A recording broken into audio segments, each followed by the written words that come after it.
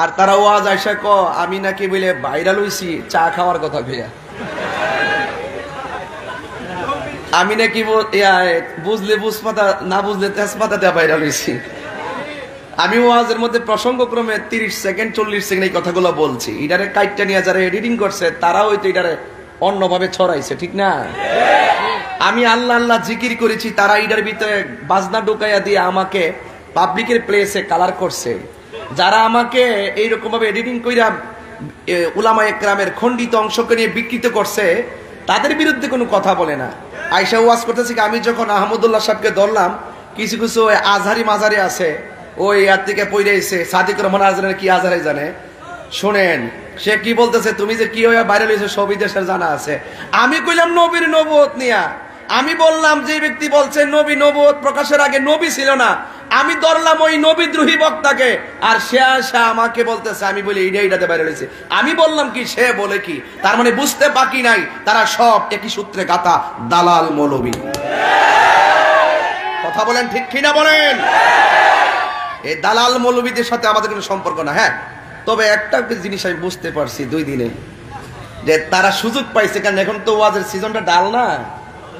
এখন ওই মসজিদের মেয়েরাবে জুম্মা সার ওই রাত্রে 2টা-3টার পরে অনেকগুলা বুম বাইনা ক্যামেরা একটি লাগা ওই অনেকগুলা কিনে আনছে, এরকম 20-25টা আর না এইভাবে মসজিদের ভিতরে লাগায় সবাই যখন ঘুমায় জায়গা এনে বয়া বয়া নিজে প্রশ্নটি লয়া লয়া ওই আমার নাম উল্লেখ করে ভিডিও বানায় সারে ভাইরাল হওয়ার জন্য। দেখবেন একদিনে 2 দিনে এর বক্তব্য 1.5 মিলিয়ন 2 মিলিয়ন। ওই যে তাহিরি বাবার কথা যে কইছে আল্লাহ ভাইরাল হইছে। আরে বাবা তোরা তো আমার নামটা ফাইলে জিয়া উজোস বাবা, আমার নাম নিয়ে বক্তব্য দিলে তো নিজেরা ভাইরাল হয়, নিজেরা ইউটিউবের ধান্দা করে, কথা কন ঠিক না বেঠে? তো সুতরাং আমরা ওই সমস্ত মৌলবীদের সাথে নাই যারা আমার নবীকে 1 সেকেন্ডের জন্য অস্বীকার করে। হাত তুলে বলেন ঠিক কিনা বলেন?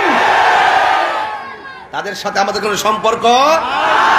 আমার নবী কবরে শরীরে থাকার ক্ষমতা আছে না নাই? আমার নবী এখনো রওজা মুবারক উম্মতি করে কি করে না?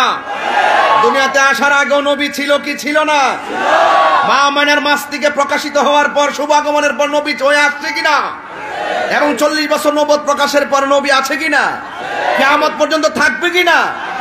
জান্নাতে যেই নবী সর্বপ্রথম ঢুকবে সেই নবী আমার নবী। ওই নবীর সঙ্গে বিরোধিতা করে কবরে গেলে শান্তি পাওয়া যাবে না।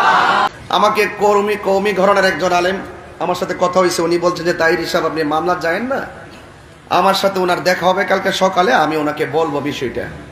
আমি বলছি ঠিক আছে আপনি তাইলে বলেন, আমি আর গেলাম না। তবে উনি যদি ভুল স্বীকার করে তাহলে আমি প্রয়োজন ওনাকে সেলুট দিব।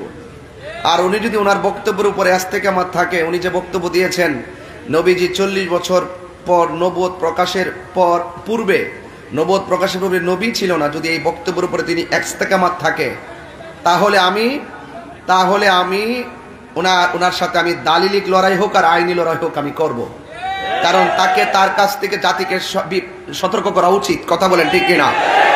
তবে আরেকটা ধন্যবাদ দিতেছি চাচারা, ওই মুরব্বীরা বাবারা, আরেকটা ধন্যবাদ দেই কওমি ঘরানার একজন আলেম জুনাইদ আল হাবিব সাহেব। মানে ওনার বক্তব্যটা আমার অনেক ভালো লাগছে।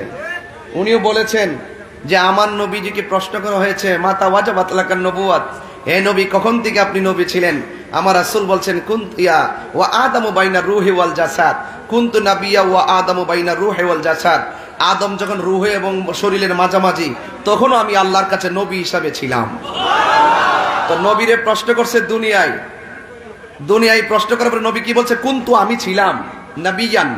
নবী বলেন যে আমি নবী ছিলাম, আর এই মৌলবী বলে যে নবী ছিলেন না। তার মানে তার বক্তব্য সরাসরি নবীর বক্তব্যের বিরুদ্ধে। কথা বলেন ঠিক না বেঠিক?